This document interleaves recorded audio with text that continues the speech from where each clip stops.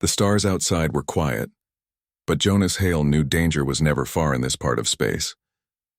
His small human ship, the Beacon's Edge, drifted near the border of Varun territory. He had been hired to escort a convoy of miners, but raiders had struck without warning. He fought them off, damaged but alive. Now he was patching holes in his hull when his scanners caught a faint signal, a shuttle in distress. The beacon was weak, its engines barely holding together. Jonas frowned. Too often these distress signals were bait for pirates. Still, he could not ignore it. He set a course and found a battered Varun shuttle, smoke leaking into the void. "All right, hold together," Jonas muttered. He docked and forced the hatch open. Inside were alien pilgrims, weak and frightened. Their ship was broken and their shields gone. Raiders would have torn them apart. Jonas worked quickly, rerouting power, fixing leaks and patching the drive with parts stripped from his own ship. The Varun pilgrims stared at him with wide eyes, shocked by how fast his hands moved. When the shuttle was stable, Jonas guided it back to Varun patrol space. He expected only a thank you. Instead, war-born soldiers boarded his ship with weapons raised. "You will come with us," the leader said coldly. Jonas was dragged before the Varan Council on their iron-built homeworld. The chamber was tall, filled with banners of past victories. At the center stood 3 women, sisters. He saw at once that they were not ordinary nobles. The eldest, Princess Kayla Varun, wore armor, her shoulders straight, eyes sharp as steel. She looked like someone who lived for war.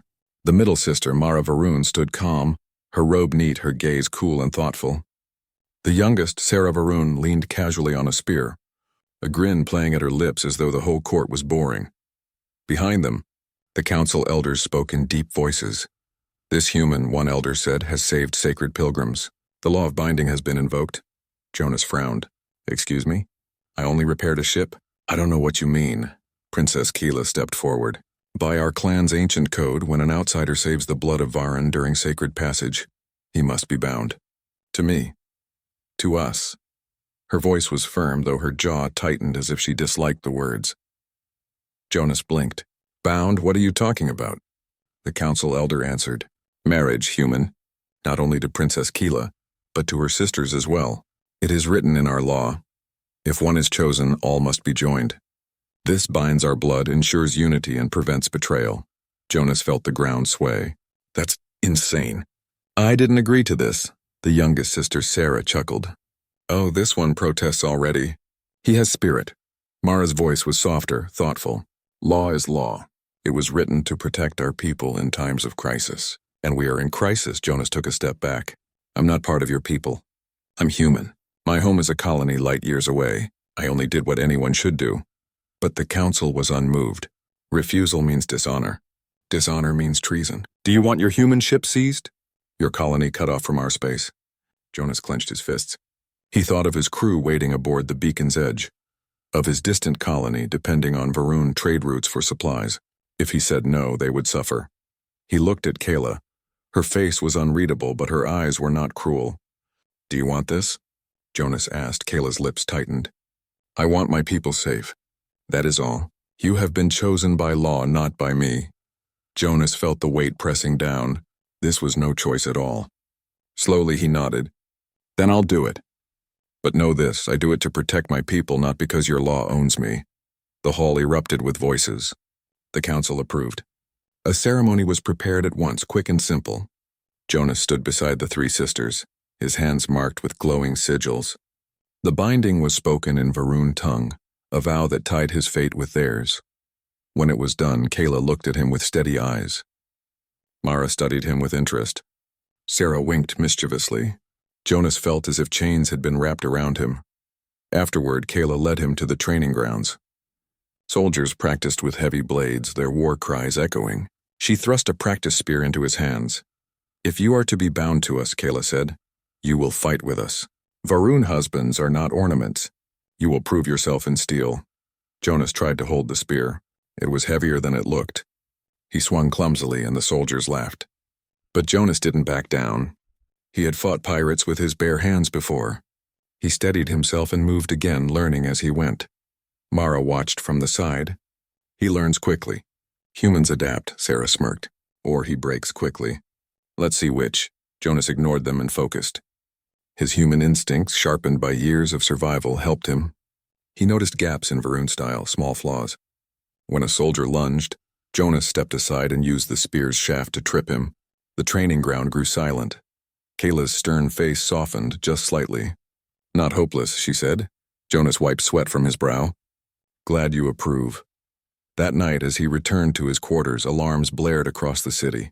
Towers lit with warning fire. The deep sound of war horns shook the halls. Jonas ran to the balcony. In the sky above, he saw the glow of engines, a fleet dropping from hyperspace. Their ships carried a crimson sigil shaped like a claw. Keela rushed beside him, her armor half-fastened. "The warlord comes. They strike sooner than we thought." Mara held a data slate, her voice calm but grim. "Scans show dozens of ships. They aim for our mining worlds first." Sarah laughed, twirling her spear. "At last, something fun." Jonas stared at the enemy fleet filling the sky. He had thought his strange new marriage was the worst thing to happen today. Now he realized it was only the beginning. And somehow, by law and by oath, he was part of this fight. The sun of Varun world was low, casting red light across the jagged mountains. Jonas Hale woke before dawn. The memory of the warlord fleet in orbit burned in his mind. If they struck the mining colonies before Varun defenses were ready, thousands would die. But first he had to survive the lessons of the Varun.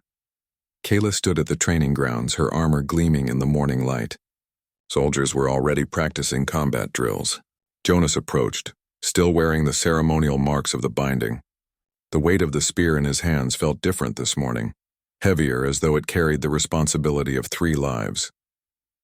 "You will start with endurance," Kayla said. "We fight with bodies as well as weapons. Move as if you are never tired. Fight as if the enemy will not stop." Jonas nodded, though his muscles protested. He ran laps around the training yard, dodging swinging logs and avoiding blunted spears.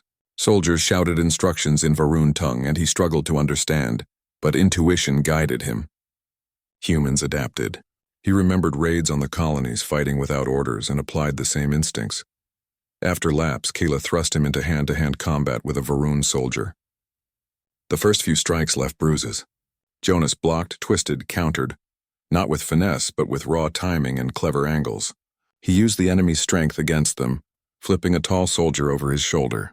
The soldiers whispered among themselves. "The human. He is learning," Mara observed from a platform above. "His mind is sharper than his body," she said.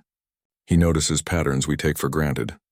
Sarah appeared suddenly, leaping onto Jonas's back during a rest. "Not fast enough, human," she teased, spinning away. "Try catching me." Jonas gritted his teeth and ran. Sarah darted across the courtyard with impossible speed. Jonas followed, improvising, using walls and small jumps to keep up. Each time he landed, Sarah grinned. "Better. Maybe you'll survive a battle yet." As the day progressed, Jonas found moments to speak with each sister privately. Keela approached during water training.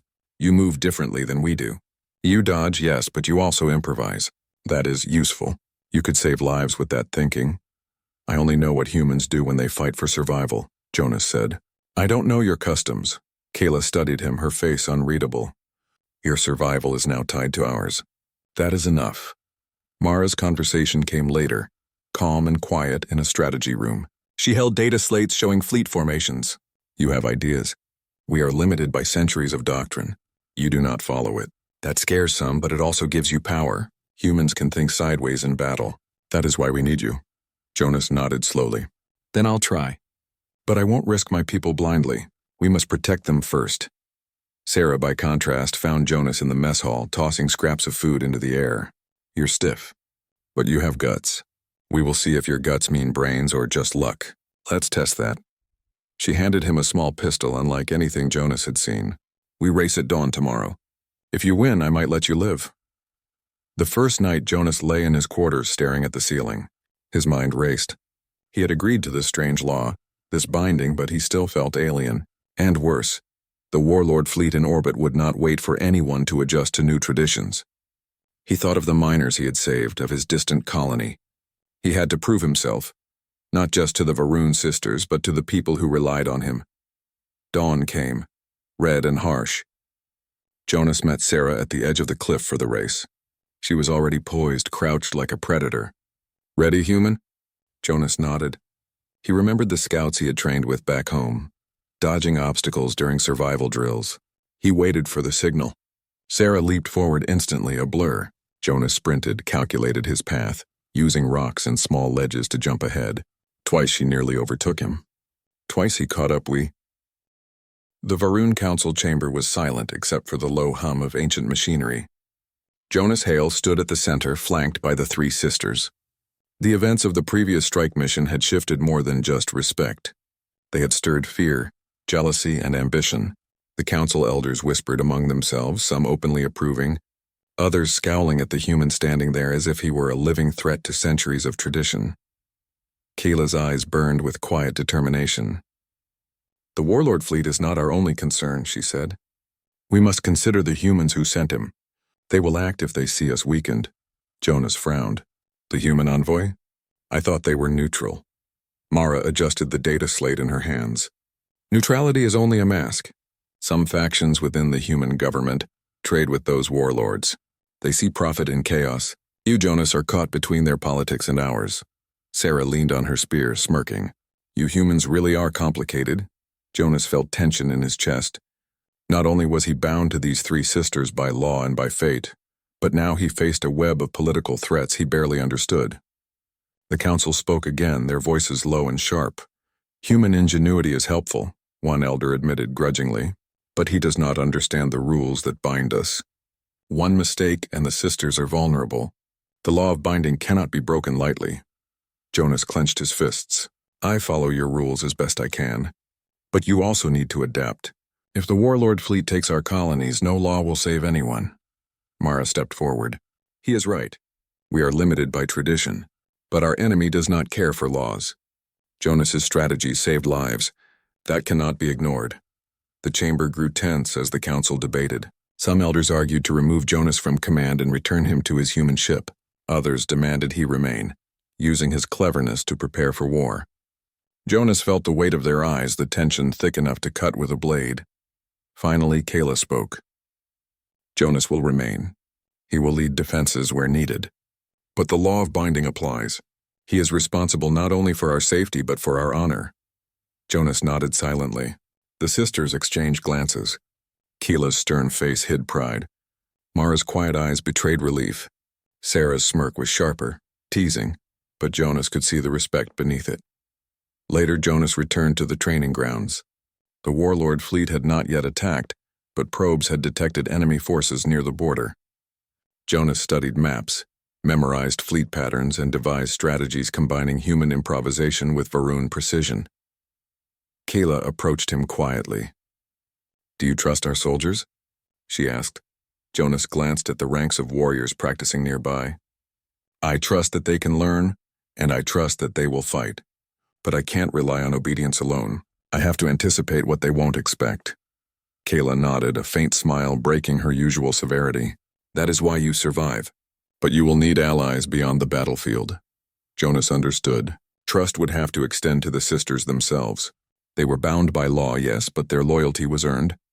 Sarah bounded over, excitement in her eyes. "You are thinking too much. Come with me. I'll show you the fastest path across the mountains. We can scout ahead." Reluctantly, Jonas followed. Sarah led him through jagged cliffs, narrow canyons, and hidden passes. Her speed was terrifying. He had to leap across crevices and use his instincts to keep up. At the summit, she paused, catching her breath. "Not bad, human," she said, smirking. "You may survive my test yet. But remember, speed is not everything. Awareness is key." Jonas nodded. "I'm learning."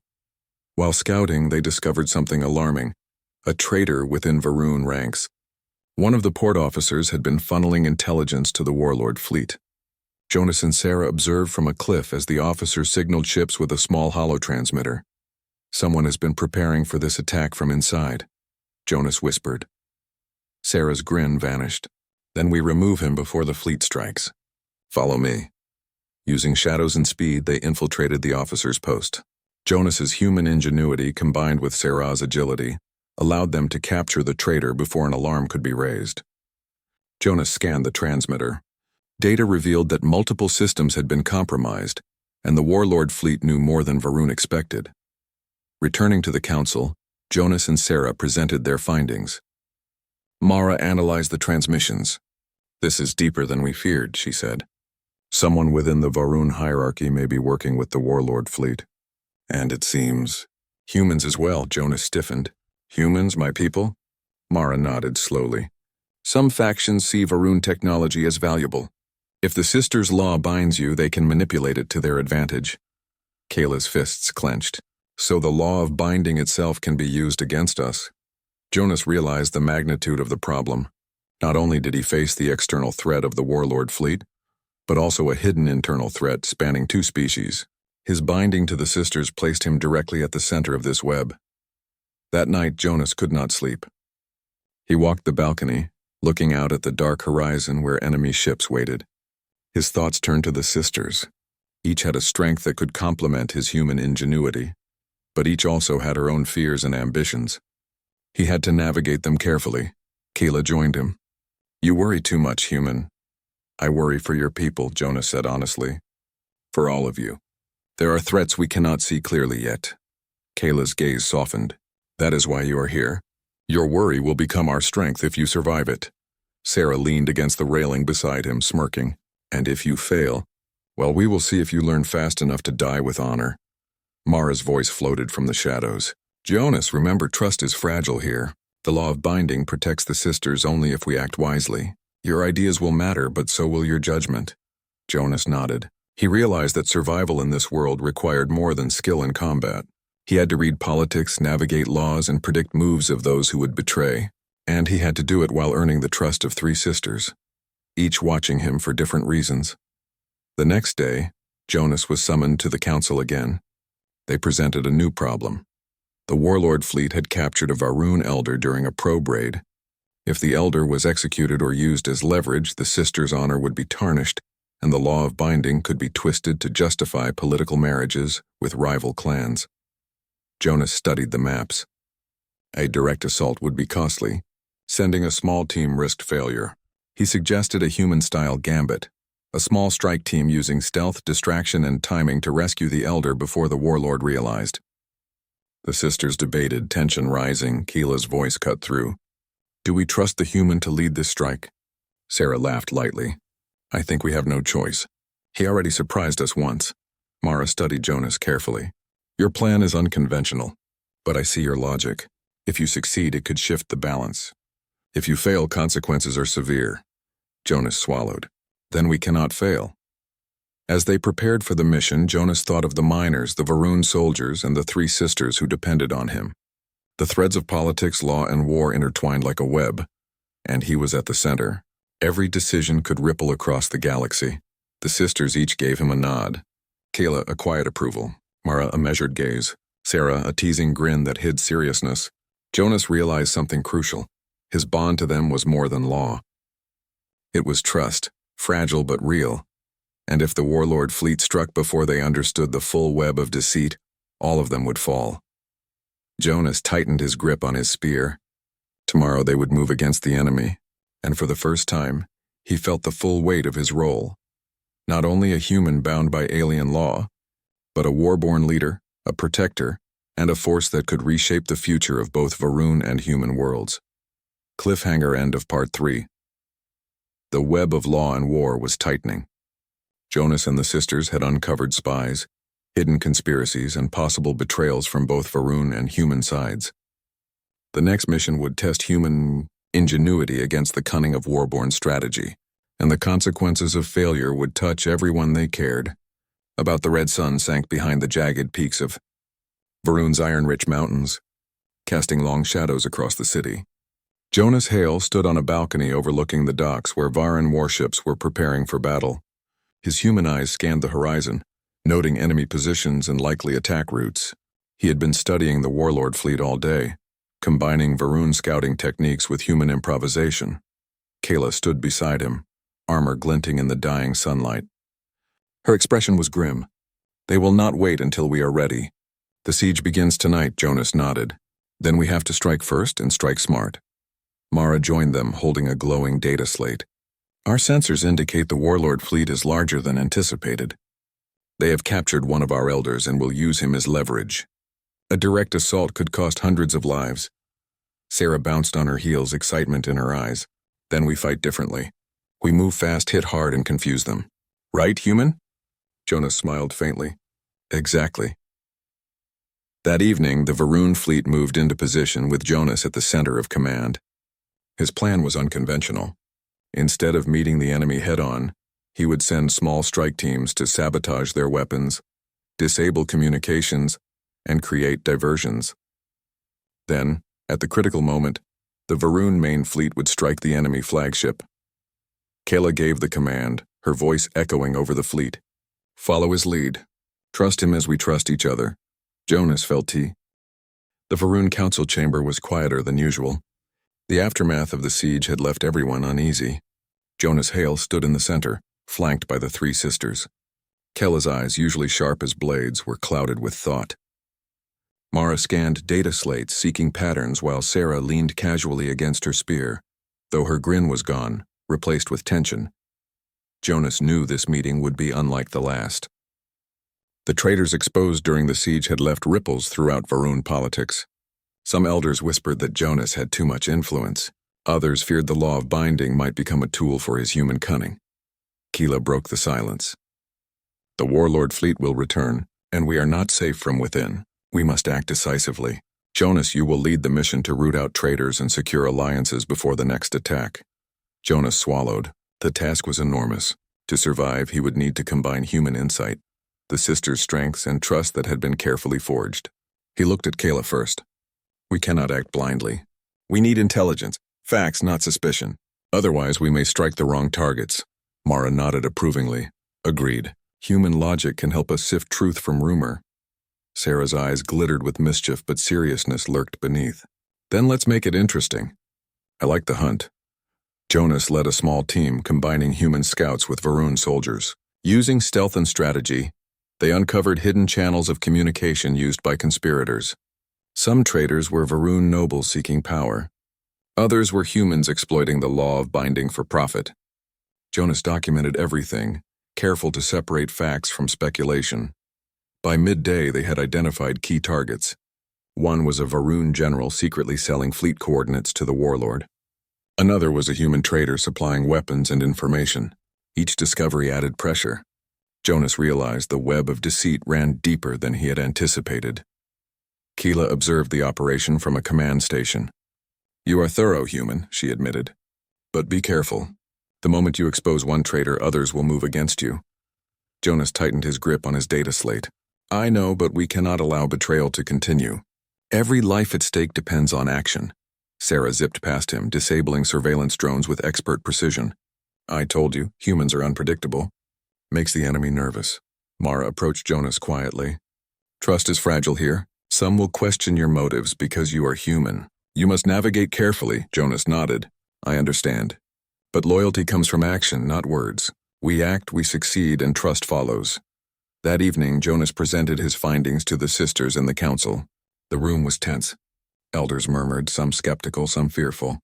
Jonas outlined the conspiracies, naming names and presenting proof. Kayla's jaw tightened. You have uncovered dangerous truths, but exposing them openly may provoke retaliation. Mara's gaze was sharp. We must act carefully, not just to protect Jonas, but to protect the sisters and our people. Sarah smirked faintly. I say we strike hard. Send a clear message. No traitor survives. Jonas considered the sisters' counsel. We strike decisively, but we also need leverage. Some traitors may bend if confronted with evidence and reason. We cannot afford unnecessary bloodshed yet. Timing is critical. The council reluctantly agreed. Plans were made to neutralize the Varun general and human traitor simultaneously. Jonas coordinated with both Varun forces and human scouts loyal to him. Precision, secrecy, and speed were vital. The night operation began. Jonas led a strike team through hidden corridors beneath the city, using vents, tunnels, and shadows to reach the Varun general's stronghold. Sarah darted ahead, scouting and disabling traps while Kayla coordinated reinforcements. Mara monitored communications, ensuring every team move was synchronized. The operation was tense. Guards were everywhere, alert for any sign of intrusion. Jonas used human improvisation, creating diversions, blocking patrols, and isolating key targets. The Varun general was captured swiftly, and the human traitor was cornered before escape. Both were brought to the sisters for questioning. Under interrogation, the traitors revealed more than Jonas had expected. They had been part of a larger plot, intending to manipulate the law of binding to force political marriages and weaken the sisters' rule. Jonas realized the threat was not just immediate, it was systemic. Keela's voice was hard as steel. This law, it is meant to protect, but it can be twisted. Jonas, your insight is invaluable, but we must ensure the law remains our shield, not a weapon for others. Mara added quietly, we must restructure how we enforce the law. Allies and loyalty must be recognized and traitors punished. But we also need safeguards to prevent manipulation. Sarah leaned against the wall, a hint of a smile returning. And we'll make sure anyone who tries is discouraged in a way they won't forget. Jonas looked at the three sisters. Each one had grown in strength, understanding, and trust in him.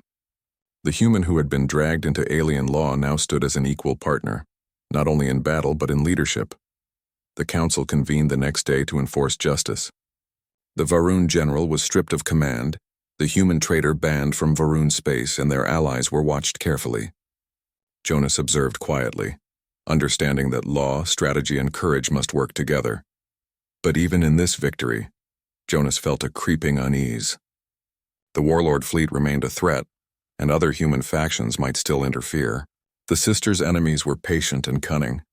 Jonas realized the next battle would not just be against weapons and ships, but against time, trust, and the hidden ambitions of those around them. That evening, Jonas trained with the sisters. Kayla sparred with him, her strength challenging every move. Mara practiced strategy drills, testing his ability to react under pressure. Sarah ran him through obstacle courses, laughing as he struggled to keep up. Jonas realized the sisters were not only teaching him their ways, they were learning his. They watched his improvisations, his quick thinking, and his adaptability. Together they became stronger. Human ingenuity and Varun tradition intertwined, creating a force few enemies could anticipate. After training, they stood atop the walls overlooking the city. Fires burned in the distance from repairs and rebuilding. Jonas turned to the sisters. We've uncovered the traitors, strengthened defenses, and saved lives, Jonas said. But the warlord fleet will return. And there may be more hidden threats. We cannot rest. Keela's hand rested lightly on his shoulder. We fight as one, Jonas. Human, Varun, bound by law and trust. That is our strength. Mara's voice was calm but firm.